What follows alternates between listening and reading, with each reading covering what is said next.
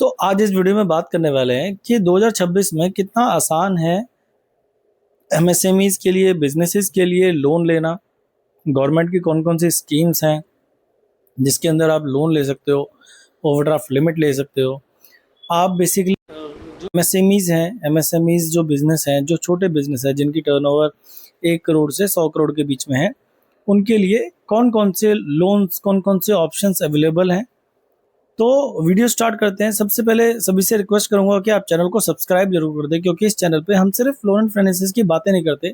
मैं सिर्फ आपको ये नहीं बताऊंगा कि आप क्या क्या ले सकते हैं, कैसे ले सकते हैं, बल्कि मैं आपको ये हेल्प भी करूंगा लोन लेने में, अगर आपकी लोन की रिक्वायरमेंट है तो सबसे पहले तो ये समझते हैं कि जो एमएसएमईज हैं, जैसे इंडिया में जो एमएसएमईज हैं, उनका क्या मतलब होता है। तो एमएसएमईज का सिंपल सा मतलब है, अगर एक बिजनेस जो एक मीडियम स्केल का बिजनेस है, जो मीडियम स्केल का बिजनेस है, जिसकी जो टर्नओवर है वो 1 करोड़ से 100 करोड़ के बीच में है, इसको बोलेंगे एक एमएसएमईज। अब इंडिया में जो एमएसएमईज हैं वो सबसे ज़्यादा हैं, क्योंकि छोटे बिजनेसेस जो हैं वो इंडिया में सबसे ज़्यादा हैं।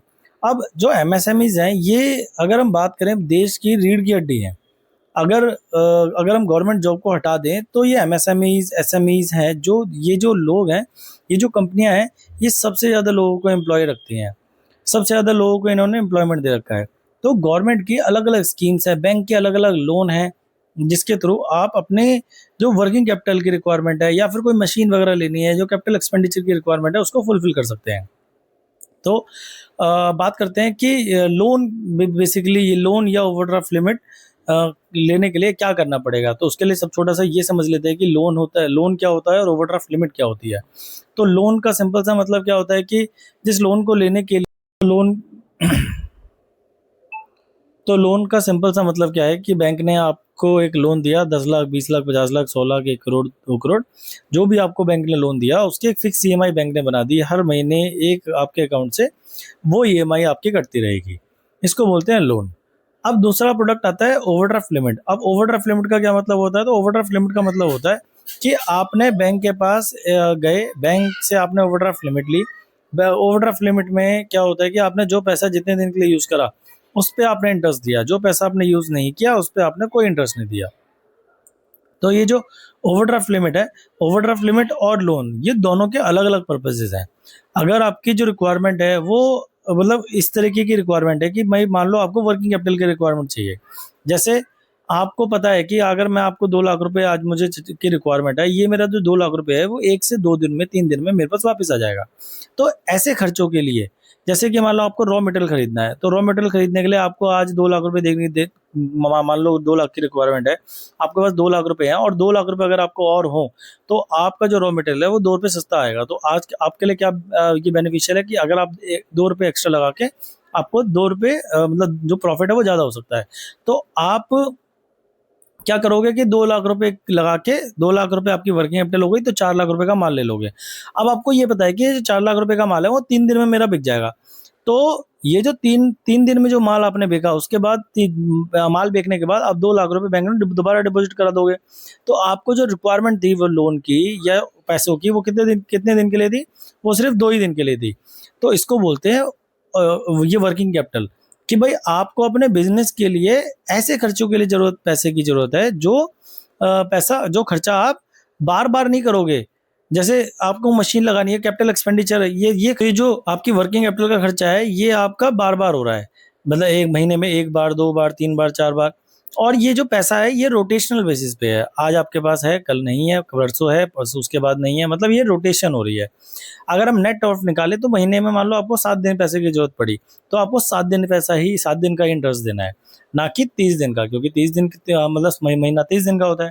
अब बात करते हैं कि ऐसा खर्चा जो कि कैपिटल नेचर का है। कैपिटल नेचर का मतलब, मान लो आपको एक मशीन लेनी है। अब मान लो आपको 10 लाख रुपए की एक मशीन लेनी है, आपने 10 लाख रुपए की मशीन ली, लेकिन क्या ये 10 लाख रुपए आपके पास अगले महीने आ जाएंगे या अगले दिन आ जाएंगे, 2 दिन बाद, 4 दिन बाद? तो ऐसा बिल्कुल भी नहीं होने वाला, क्योंकि ये कैपिटल एक्सपेंडिचर का खर्चा है। मशीन अपने आप नहीं चलेगी, मशीन को चलाने के लिए लोग चाहिए। मशीन में कुछ भी चीज़ अपने आप नहीं बनेगी, मशीन में डालने के लिए रॉ मटेरियल चाहिए। तो रॉ मटेरियल का खर्चा कहाँ हुआ? वर्किंग कैपिटल में। एक आपको मशीन लेनी है, तो मशीन का खर्चा क्या हुआ? आपका कैपिटल एक्सपेंडिचर हुआ। तो कैपिटल एक्सपेंडिचर क्या होता है? आपका इस नेचर का होता है कि आपने एक बार खर्चा कर दिया, उसके बाद आपके पास धीरे धीरे वो पैसा आता है, धीरे धीरे जब आप बिजनेस रन करते हैं 1 साल 2 साल 3 साल में उसकी जो कॉस्ट है वो रिकवर होती है। इस खर्चे को बोलते हैं कैपिटल एक्सपेंडिचर। तो कैपिटल एक्सपेंडिचर के खर्चे को करने के लिए आपको हमेशा लोन लेना चाहिए, जिससे कि आपके ऊपर एक बर्डन ना आ जाए, सिर्फ इंटरेस्ट ही ना पे करते रहो, क्योंकि 2 साल बाद 3 साल बाद आपको ये पता चल जाए कि भाई मैं लोन फ्री हो गया। तो आप वर्किंग कैपिटल भी ले सकते हो और आप ओवरड्राफ्ट लिमिट भी ले सकते हो या लोन भी ले सकते हो कैपिटल एक्सपेंडिचर के नेचर्स के लिए। तो अब जज ने दोनों में मतलब समझ लिया है कि भाई कैपिटल एक्सपेंडिचर क्या होता है और वर्किंग कैपिटल क्या होती है, लोन क्या होता है और ओवरड्राफ्ट लिमिट क्या होती है। तो अब बात करते हैं कौन से बैंक, कौन सी एनबीएफसी आपको लोन या ओवरड्राफ्ट लिमिट प्रोवाइड करा रही है। तो अगर हम लोन की बात करें, अगर हम बिजनेस लोन की बात करें, अगर हम टर्म लोन की बात करें, तो सारे बैंक मतलब ऑलमोस्ट सारे बैंक, अगर हम प्राइवेट की बात करें तो अगर हम सारे बैंकों की बात करें, HDFC, axis, ICICI, Kotak, SBI, BOB और मतलब जितने भी बैंक्स अवेलेबल हैं मार्केट के अंदर, सारे के सारे लोन जो बैंक हैं आपको इजीली लोन प्रोवाइड करा रहे हैं। अब बात करते हैं ओवरड्राफ्ट लिमिट की। अब ओवरड्राफ्ट जितने बैंक्स हैं वो सारे के सारे लोन प्रोवाइड करा रहे हैं, बट सबके जो रूल्स एंड रेगुलेशन है, सबके पैरामीटर्स अलग हो सकते हैं, बट सारे के सारे आपको लोन प्रोवाइड करा रहे हैं। अब बात करते हैं ओवरड्राफ्ट लिमिट की। तो ओवरड्राफ्ट लिमिट में जितने बैंक है, एचडीएफसी हो गया, एक्सिस हो गया, आईसीआईसीआई हो गया, कोटक हो गया, बजाज हो गया, ये अगर एनबीएफसी की बात करें तो बजाज, टाटा, चोलापुर, पूनावाला, ये जो एनबीएफसीज हैं ये ओवरड्राफ्ट लिमिट नहीं प्रोवाइड कराती हैं, क्योंकि ओवरड्राफ्ट लिमिट में अकाउंट खुलना पड़ता है। तो अगर हम बैंकों की बात करें, प्राइवेट की बात करें, गवर्नमेंट की बात करें, सारे के सारे बैंक आपको एक ओवरड्राफ्ट लिमिट की प्रोवाइड करा रहे हैं। अब बात करते हैं कि जो ओवरड्राफ्ट लिमिट है इसमें गवर्नमेंट बैक्ड ये ओवरड्राफ्ट लिमिट कौन से ये बैंक या ये क्या कहते हैं बैंक प्रोवाइड करा रहे हैं। तो अगर हम बात करें सारे के सारे बैंक्स आपको ये जो गवर्नमेंट अप्रूव्ड ओवरड्राफ्ट लिमिट है सीजीडी एमएससी, ये सारे के सारे लोन, सारे के सारे बैंक आपको इजीली लोन ये इजीली प्रोवाइड करा रहे हैं। तो इसमें क्या होता है, बेसिकली आपके टर्नओवर का कुछ 15-20-25% जो है वो आपको एज अ ओवरड्राफ्ट लिमिट मिल जाता है। इसका क्या बेनिफिट होता है कि जिससे कि आपको अपना खर्चा, जो आपको अपना बिजनेस रन करने में मुश्किल नहीं होती है। तो ऐसे खर्चों के लिए गवर्नमेंट बैक्ड एक वर्किंग कैपिटल रिक्वायरमेंट वो मतलब देती है गवर्नमेंट, ओवरड्राफ्ट लिमिट। तो आप इसको भी ले सकते हो। तो अगर आपकी लोन की रिक्वायरमेंट है, अगर आपकी ओवरड्राफ्ट लिमिट की रिक्वायरमेंट है, तो आप हमें कॉल कर सकते हो। स्क्रीन पे एक नंबर आ रहा है। अगर आपको ये नहीं समझ में आ रहा कि किस तरीके से कॉल मतलब कि किस तरीके से कौन से प्रोडक्ट की मुझे रिक्वायरमेंट है, मुझे लोन में जाना चाहिए, मुझे ओवरड्राफ्ट लिमिट में जाना चाहिए, मुझे किस तरीके से कौन से प्रोडक्ट में जाना चाहिए, तो आप फिर भी हमें कॉल कर सकते हो। अगर आपकी टर्नओवर 1 करोड़ से 100 करोड़ के बीच में है, अगर आप एमएसएमई का पार्ट हो, तो अगर आप एमएसएमई का पार्ट हो तो आप, और आपको लोन की रिक्वायरमेंट है, अगर आपको ओवरड्राफ्ट लिमिट की रिक्वायरमेंट है, और तो बेसिकली आप हमें कॉल कर सकते हो। हमारी टीम आपको जज करती है। अब जज क्या करती है, हमारी टीम ये समझती है कि आपकी क्या रिक्वायरमेंट है, कितने आपके लोन चल रहे हैं, कितना आपकी ईएमआई अभी ऑलरेडी आप दे रहे हो, क्या आपकी टर्नओवर है, कितने लाइव लोन चल रहे हैं, कितने आपके पास कितने ऑर्डर्स वगैरह हैं जिनको आप फुलफिल करने के लिए आपको लोन चाहिए।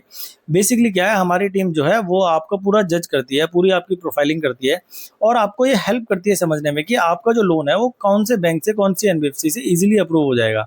क्योंकि मार्केट में इतने सारे बैंक हैं, इतनी सारी एनबीएफसी हैं, सबके जो पैरामीटर्स हैं, सबकी जो पॉलिसीज हैं वो अलग अलग है। अब हमें ही नहीं समझ में आता कि कौन सा जो केस है, ये जो आपका केस है कहाँ पे अप्रूव हो सकता है। तो यहीं पे हम आपकी हेल्प करते हैं समझने में कि जो आपका केस है वो इस जगह अप्रूव हो सकता है, जिससे कि आपके सिबिल में जो इंक्वायरी है वो कम से कम हो और आपको एक बार में आपको पता चल जाए, आपका टाइम भी कम वेस्ट हो और आपको एक ही बार में पता चल जाए कि भाई आपका लोन यहाँ से अप्रूव हो सकता है। तो अगर आपकी रिक्वायरमेंट है लोन की, ओवरड्राफ्ट लिमिट की, सिक्योर्ड लोन की, अनसिक्योर्ड लोन की, तो आप हमें कॉल कर सकते हो स्क्रीन पर दिए नंबरों पे। आप दिल्ली से हो, मुंबई से हो, चेन्नई से हो, कोलकाता से हो, किसी भी गली, किसी भी जिले से हो, आपका जो लोन है वो आप ही की लोकल ब्रांच से होगा। आज के लिए सिर्फ इतना ही। कल हम एक नए टॉपिक के साथ, एक नए ये प्रोग्राम के साथ आपके पास आएंगे। आज के लिए इतना ही। बहुत बहुत धन्यवाद।